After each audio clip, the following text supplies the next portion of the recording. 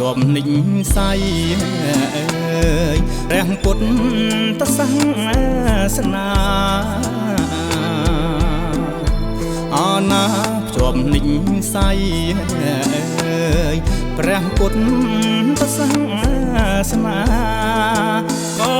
សាងព្រះពុទ្ធបាំងได้มาនៅលើកំពូលភ្នំមកគោកសាងព្រះពុទ្ធបាំងได้มาនៅលើកំពូលភ្នំមកគោអណាប្រឹងអង្គភិវឌ្ឍប្រាកដលេចធ្លោ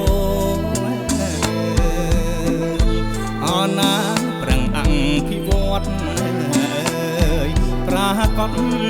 លេចធ្លោ